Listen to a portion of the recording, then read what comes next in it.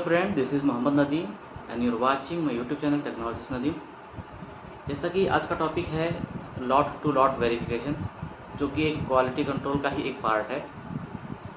तो जैसा कि क्वालिटी कंट्रोल का टॉपिक ही चल रहा है हम लोगों का, तो हम उसको आगे बढ़ाते हैं और थोड़ा सा एक्सप्लेन करते हैं लॉट टू लॉट वेरिफिकेशन क्या होता है। अब ये लॉट टू लॉट वेरिफिकेशन क्या होता है कि कभी कभी हम क्या करते हैं कि जैसे हमारे पास कोई टेस्ट हम लगा रहे होते हैं, ठीक है। तो सपोज़ करो एक लॉट का रिएजेंट चल रहा है और उसका लास्ट रिएजेंट बचा हुआ है, यानी कि जो लॉट हमारा चल रहा है करंटली, उसका वो लास्ट रिएजेंट चल रहा है। उसमें मान लो 150 टेस्ट हैं, ठीक है। 150 टेस्ट का हमको दूसरा लॉट का रिएजेंट लगाना होगा, ठीक है। तो अब ये देखना ये होता है कि जो हमारा करंट लॉट जो चल रहा है और जो नया लॉट लगने वाला है, वो दोनों लॉट मैच नहीं कर रहे, मतलब दोनों अलग अलग लॉट हैं। तो जब भी लॉट चेंज होता है तो हमें क्या करना होता है, उसका वेरिफिकेशन करना होता है। यानी कि जो पुराने लॉट से हमारा रिज़ल्ट आया है और जो नए लॉट से जो रिज़ल्ट आएगा, दोनों में कितना डिफरेंस है। वो एक डिफरेंस होता है, एक उसका एक एक्सेप्टेबल क्राइटेरिया होता है, परसेंटेज, कि कितने परसेंट तक अगर वेरिएशन आता है तो वो एक्सेप्टेबल है, या उससे ज़्यादा आता है तो एक्सेप्टेबल नहीं है, ठीक है। तो वो लॉट टू लॉट वेरिफिकेशन कैसे करते हैं, वो उसके बारे में जानेंगे आज। तो सपोज़ करिए कि हमारे पास एक शुगर का टेस्ट हम कर रहे हैं और हमारे पास जो रिएजेंट है उसमें सिर्फ 20 टेस्ट का रिएजेंट है, ठीक है। जब हम 21वां टेस्ट लगाएंगे तो हमें दूसरे लॉट से उसका रिज़ल्ट आएगा।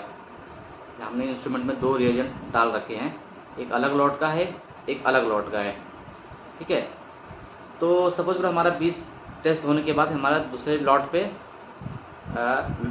से रिज़ल्ट आने लगेगा, ठीक है। तो हम क्या करेंगे, जैसे हमारा दूसरा लॉट शिफ्ट होगा तो हम क्या करेंगे, जो पुराने लॉट से जो हमारा टेस्ट चला हुआ है, कोई भी टेस्ट, एक हाई वैल्यू का सैंपल, एक लो वैल्यू का सैंपल लेके हम उसको नए लॉट से वापस चलाएंगे, ठीक है। और जो पुरानी जो वैल्यू आई है पुराने लॉट से और जो नए लॉट से वैल्यू आई है, उसको एक कैलकुलेशन के माध्यम से देखेंगे कि वो एक्सेप्टेबल है कि नहीं है।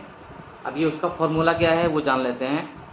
उसका फार्मूला ये होता है कि जैसे जो हमारा पहले लॉट से जो रिज़ल्ट आया है, ठीक है, और जो नए लॉट से रिज़ल्ट आया है, उन दोनों को माइनस करेंगे, इंटू 100 करेंगे और डिवाइड बाई जो पहली वैल्यू है, पहले लॉट की वैल्यू है, वो करेंगे। अब जो रिज़ल्ट आएगा, ठीक है, वो परसेंटेज वेरिएशन होगा, ठीक है।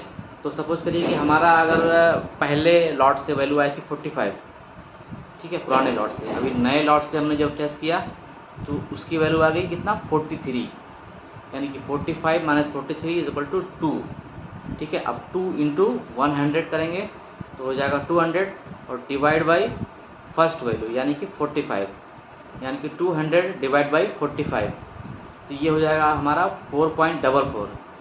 अब जो वेरिएशन होगा कितने का वेरिएशन होगा, 4.44 का वेरिएशन होगा, जो कि एक्सेप्टेबल होगा। अब कितना वेरिएशन एक्सेप्टेबल होता है, ये 5 से लेके 10% तक एक्सेप्टेबल होता है, अलग अलग डिपार्टमेंट के सैंपल के हिसाब से, ठीक है। तो 5 to 10 के बीच में अगर है, जो हमारा क्राइटेरिया है उसमें आ रहा है, यानी कि वो एक्सेप्टेबल वेरिएशन है, लॉट टू लॉट वेरिएशन। तो ये लॉट टू लॉट वेरिएशन हमें करना होता है जब भी हमारा लॉट चेंज होता है। तो पुराने लॉट का जो हम पहले सैंपल चल चुका है उसको नए लॉट पे चलाएंगे, ठीक है, उसका वेरिएशन निकालेंगे, तो वो डॉक्यूमेंटेड करके हमको रखना होता है।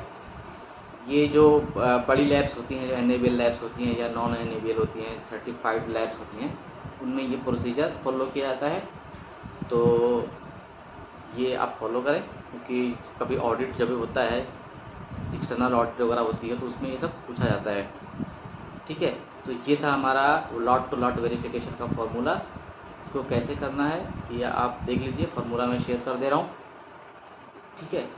तो इसी तरह से नॉलेजफुल वीडियोस पाने के लिए चैनल को लाइक करें, सब्सक्राइब करें और इस वीडियो को शेयर करें।